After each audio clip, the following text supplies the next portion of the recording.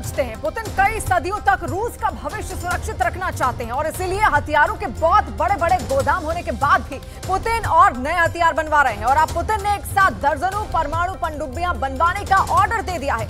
दावा यह किया जा रहा है कि पुतिन एक साथ 5 फ्रंट पर युद्ध के लिए रूस को तैयार करने में जुट गए हैं।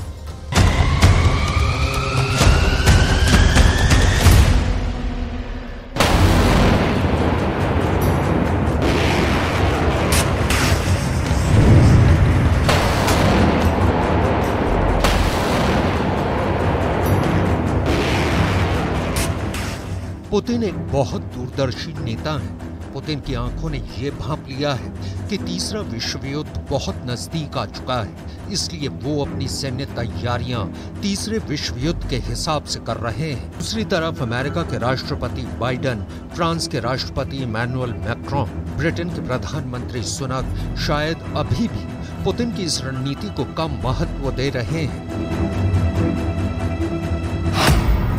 दरअसल पुतिन दुनिया की सबसे खतरनाक पनडुब्बी बनाने जा रहे हैं। ये एक ऐसी पनडुब्बी है जिसे दुनिया की सबसे खतरनाक परमाणु मिसाइल से लैस किया जा रहा है।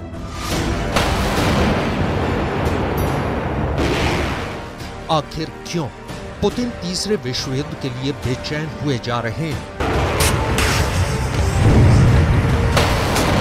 बढ़ रही दुनिया में रूस की ताकत पूरे यूरोप में दहशत पैदा कर रही है।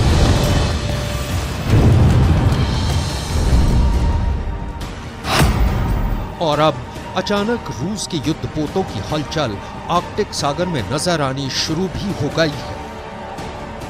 रूस इन तस्वीरों को रिलीज करके नेटो के देशों को धमकी दे रहा है।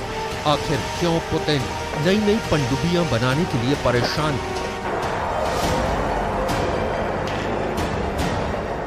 ज़ेलेंस्की के वॉर रूम में आखिर बेचैनी क्यों है?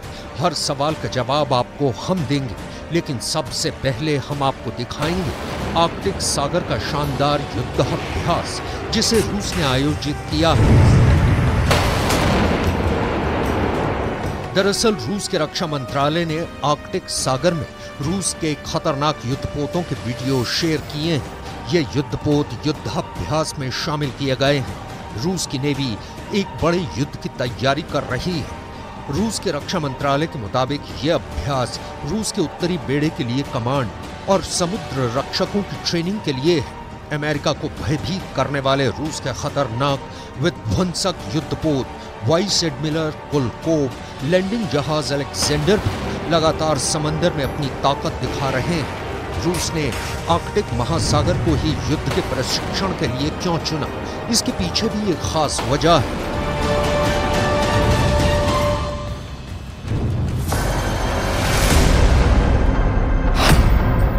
लगभग 2 महीने पहले आर्कटिक महासागर के अंदर ही अमेरिका और नेटो ने भी अपने युद्धपोतों के साथ युद्धाभ्यास किया था। 31 मई को नेटो के 14 देशों ने आर्कटिक महासागर में युद्धाभ्यास किया था। इस सैन्य अभ्यास का नाम था आर्कटिक चैलेंज सैन्य अभ्यास 2023। सबसे बड़ी बात यह कि इन युद्धाभ्यास का आयोजन फिनलैंड ने किया था।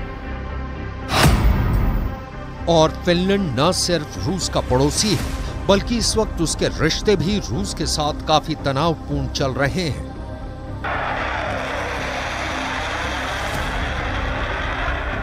फिनलैंड के निमंत्रण पर शुरू हुए इस युद्धाभ्यास में 7,500 सैनिक और 150 लड़ाकू विमान शामिल हुए थे। ये फिनलैंड में आयोजित अब तक का सबसे बड़ा सैन्य अभ्यास माना गया था। और अब इसी के विरोध में रूस ने भी लगभग चुनौती देते हुए आर्कटिक महासागर में ही अपने युद्धपोत उतार दिए हैं। नोट करने वाली बात यह है कि पुतिन की ताकत नेटो के 30 देशों को टक्कर दे रही है, लेकिन इसके बाद भी पुतिन लगातार अपने हथियार गोदाम में हथियारों की संख्या बढ़ाते जा रहे हैं। और यही अमेरिका और नेटो के देशों के लिए सबसे ज्यादा चिंता और मुश्किल की बात है।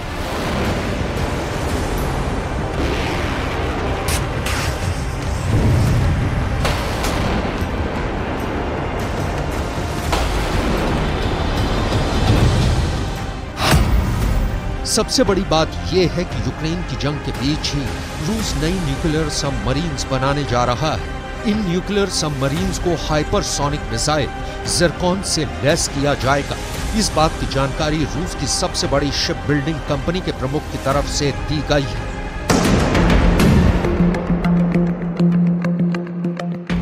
यूनाइटेड शिप बिल्डिंग कॉरपोरेशन के सीईओ एलेक्सेई राखमानोव ने बताया कि प्रोजेक्ट यासीन एम के तहत बनने वाली मल्टीपर्पज न्यूक्लियर सबमरीन को ज़िरकॉन मिसाइल सिस्टम से लैस किया जाएगा। इसके लिए काम भी शुरू हो गया है। यासीन क्लास की submarine nuclear powered cruise missile submarine है, जिन्हें प्रोजेक्ट 885M के नाम से जाना जाता है। इस प्रोजेक्ट का टारगेट न्यूक्लियर अटैक सबमरीन की जगह आधुनिक सबमरीन को फ्लीट में शामिल करना है। रूस की मल्टीपर्पज फ्रिगेट एडमिरल गोर्स्कोव ने इस साल की शुरुआत में ज़िरकॉन मिसाइल का अटलांटिक महासागर में परीक्षण किया था।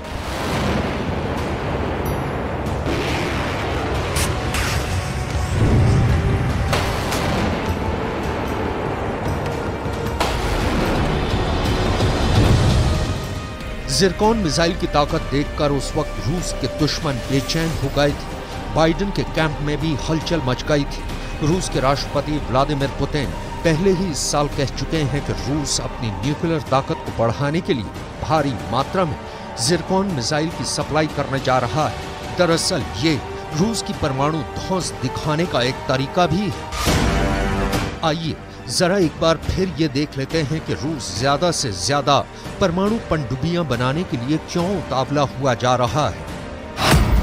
दरअसल अमेरिका के पास सबसे ज्यादा 68 परमाणु पनडुब्बियां हैं, लेकिन रूस के पास सिर्फ 29 परमाणु पनडुब्बियां ही हैं।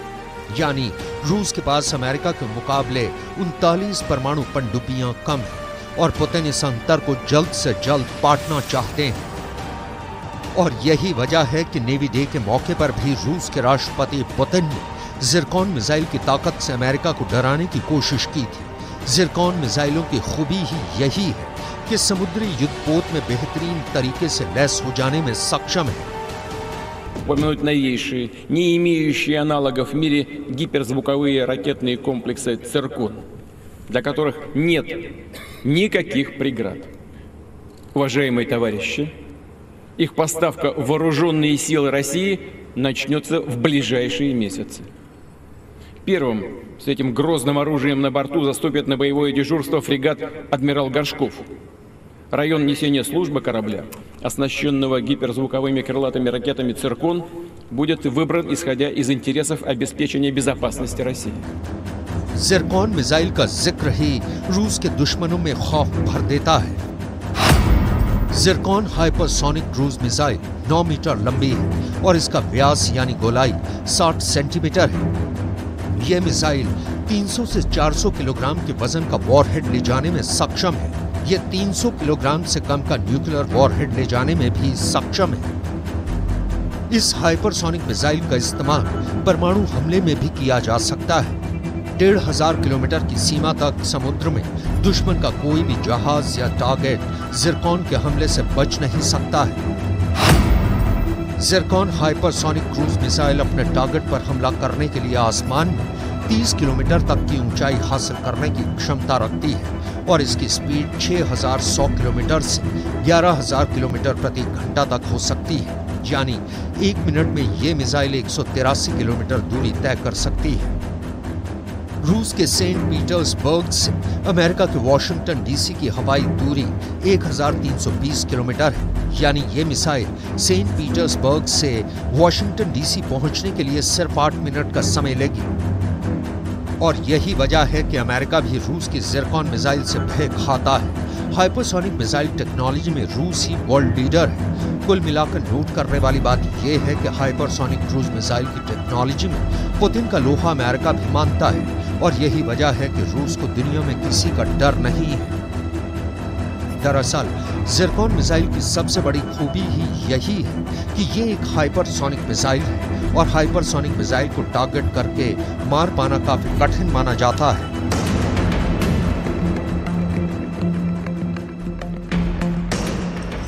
चीन, नॉर्थ कोरिया और रूस तीनों के पास हाइपरसोनिक मिसाइलें हैं और ये तीनों ही मित्र देश हैं।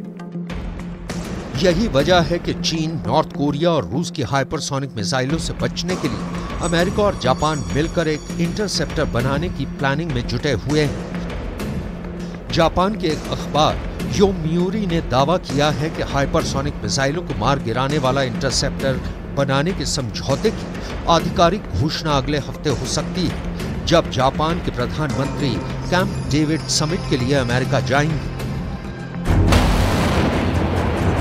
इस तरह की घटनाएं ये साबित करती हैं कि दुनिया धीरे धीरे बेहद खतरनाक तीसरे विश्व युद्ध की तरफ बढ़ती चली जा रही है। जनवरी में ही जापान और अमेरिका के बीच इंटरसेप्टर बनाने के लिए सहमति हो गई थी।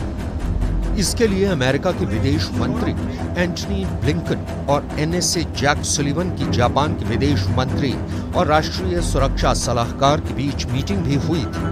हाइपरसोनिक मिसाइलें इसलिए अमेरिका के लिए चिंता का सबब बनी हुई हैं, क्योंकि हाइपरसोनिक मिसाइलों को इंटरसेप्ट करना बैलिस्टिक मिसाइलों की तुलना में काफी मुश्किल होता है। इसकी वजह भी बहुत साफ है। दरअसल बैलिस्टिक मिसाइल एक सेट किए रास्ते से गुजरते हुए अपने टारगेट को हिट करती है, जबकि हाइपरसोनिक मिसाइलें बीच में ही अपना रास्ता बदल सकती हैं। हाइपरसोनिक मिसाइलों को टारगेट कर पाना इसलिए भी मुश्किल होता है क्योंकि इन मिसाइलों की स्पीड भी ध्वनि की आवाज से 5 गुना तेज होती है। इस वजह से भी इन मिसाइलों को रोक पाना लगभग नामुमकिन होता है और पुतिन इसलिए अपनी हाइपरसोनिक मिसाइलों पर गर्व करते हैं। Обозначили границы и зоны национальных интересов России. И экономических, и жизненно важных, стратегических. Прежде всего, это наши арктические акватории, воды Черного, Охотского и Берингового морей, Балтийские и Курильские проливы. И защиту будем обеспечивать твердо и всеми средствами. Ключевое здесь – это возможности военно-морского флота. Он способен молниеносно ответить всем, кто решит посягнуть на наш суверенитет и свободу. अमेरिका और जापान इससे पहले भी लंबी रेंज की मिसाइलें बनाने पर काम कर चुके हैं। ये लंबी दूरी की मिसाइलें स्पेस में भी अपने टारगेट को हिट कर सकती हैं। इन मिसाइलों को जापान ने कोरियन पेनिनसुला में अपने वॉरशिप पर तैनात भी किया है। 15 अगस्त की तारीख रूस के लिए एक ऐसा ट्रिगर हो सकती है जब वो अपनी हाइपरसोनिक मिसाइलों से यूक्रेन ही नहीं बल्कि पूरी दुनिया को थर्रा सकता है।